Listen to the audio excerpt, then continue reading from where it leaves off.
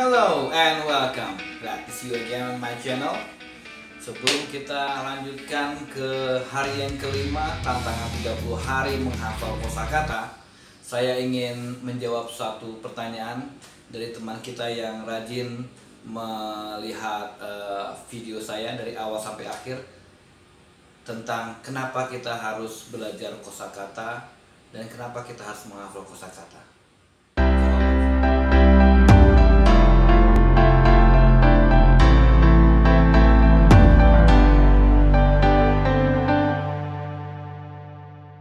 Jawaban saya adalah untuk merangkai sebuah kalimat, untuk berbicara dan menulis, kita harus butuh kata-kata.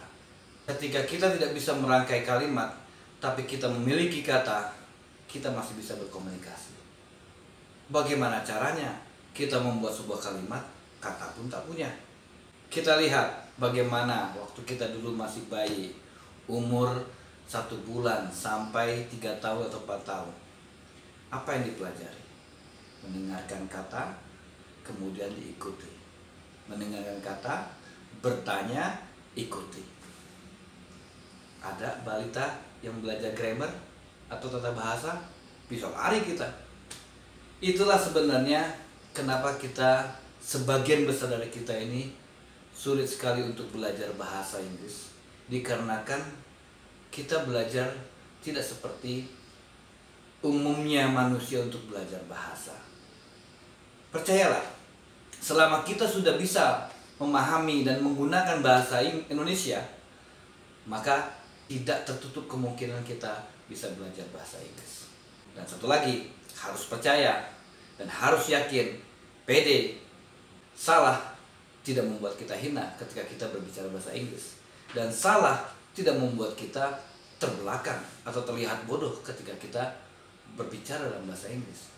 Karena yang terpenting ketika kita berbahasa Inggris, kita berkomunikasi dengan orang luar, kemudian kita mendapatkan mindset orang luar, kita bisa open minded, kita bisa membaca buku ya dengan bahasa yang berbeda, dan dari bahasa itu kita mendapatkan income yang lebih banyak dengan bekerja di multinasional. Kenapa tidak? Jadi lupakanlah sebuah kesalahan. Percayalah, ketika kita berbicara dengan orang bule, mereka akan memahami. Dan mereka akan mengajarkan kita terus. Dan mereka akan mencoba untuk mengikuti ritme kita. Kalau ritme kita lambat, dia akan lambat. Ketika kita sudah mulai cepat, dia akan cepat. Bahasa Inggris tidak hanya sekedar sebuah bahasa yang harus kita lakukan dengan indah. Tapi bagaimana kita lakukan itu untuk mentransfer pikiran kita agar orang lain memahami, terutama pada saat bekerja. Oke? Baik. Jadi ayo kita terus latih ya, dan ikuti program 30 hari tantangan belajar vocabulary. Nanti setelah itu akan saya buat satu program lagi yang nanti berhubungan dengan program yang saat ini. Insya Allah setelah itu, ketika kita belajar itu akan lebih mudah. Bagaimana caranya kita akan mengerti ini kata kerja, ini kata sifat, ini kata benda. Loh, kita aja nggak tahu kata-kata tersebut. Kita aja tidak hafal. Percayalah, nanti kalau kita ikuti dari hari pertama dan hari ke-30, pertama, kita akan mendapatkan sebuah keajaiban. Ternyata perbendaharaan kosakata kita banyak sekali.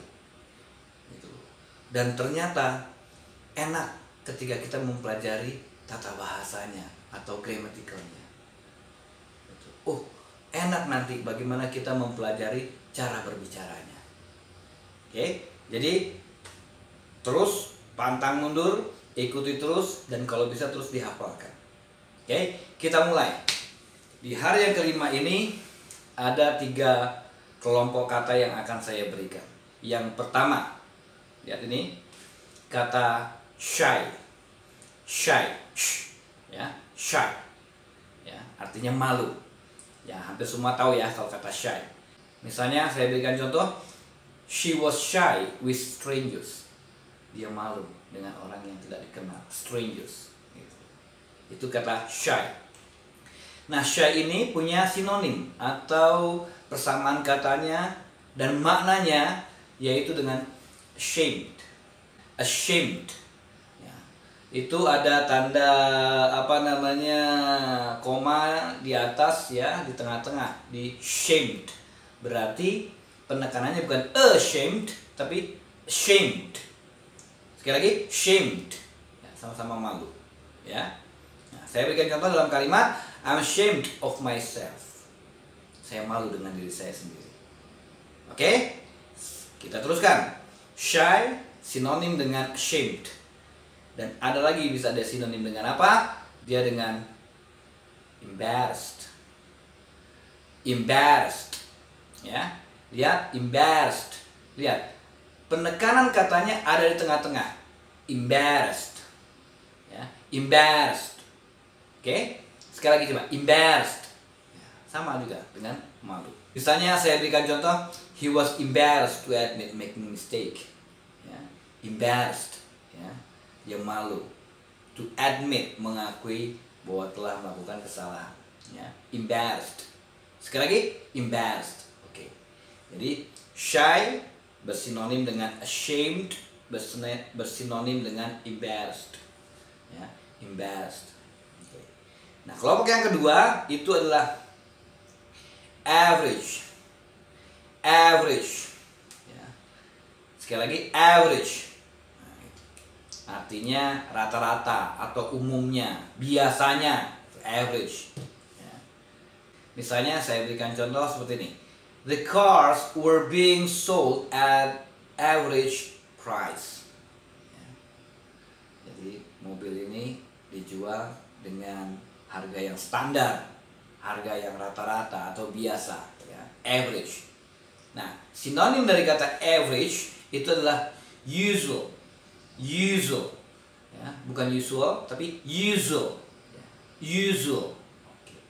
Misalnya saya beri contoh, it is usual to tip 10 and 15% in the city's restaurant. Restaurant.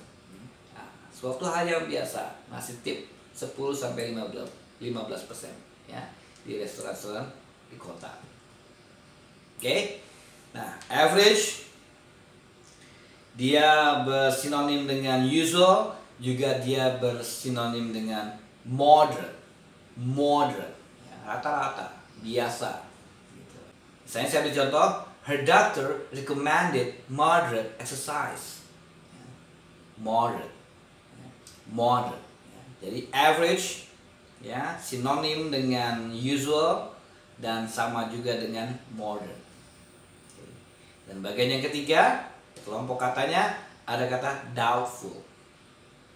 B-nya nggak dibaca, ya, doubtful, ya, doubtful. Oke. Artinya ragu-ragu, nggak meyakinkan, kurang yakin, ya, doubtful. Contoh misalnya, it was doubtful whether she would be admitted.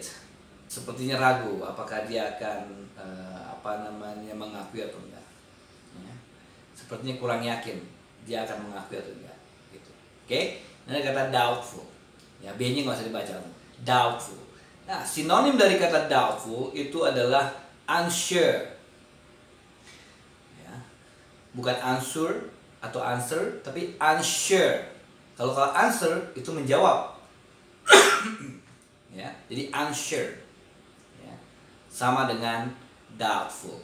Contoh misalnya, I'm unsure whether I'll be able to come. Ya, saya nggak yakin nih, apakah saya bisa datang atau enggak. Oke. Dan yang terakhir, sinonim dari kata doubtful dan unsure adalah uncertain. Uncertain. Ya. Sekali lagi uncertain. Sekali lagi uncertain. Oke. Contoh misalnya, the time of departure is still uncertain. Ya. Waktu keberangkatan masih belum pasti. Nah, oke. Nah, jadi kita sudah belajar itu doubtful sinonim dengan unsure, sinonim dengan uncertain. Average sinonim dengan usual, sinonim dengan moderate. Shy sinonim dengan kata ashamed, sinonim dengan embarrassed. Ya. Ini yang agak sedikit sulit dan tidak begitu familiar, kita bicaranya kata embarrassed. Ya. Sekali lagi coba embarrassed. Ya. Kemudian juga yang kurang familiar juga doubtful. Coba sekali lagi doubtful. Dan satu lagi yang kurang familiar itu adalah uncertain. Itu adalah 3 kelompok kata, ya. Dan itu ada 9. Nanti saya akan review dari hari pertama sampai hari kelima pada video berikutnya. Nah, yang belum menonton pada hari pertama sampai hari keempat, silahkan nanti setelah ini tonton. Oke, terus dicoba, terus dengarkan dan ikuti. Oke, dan sampai ketemu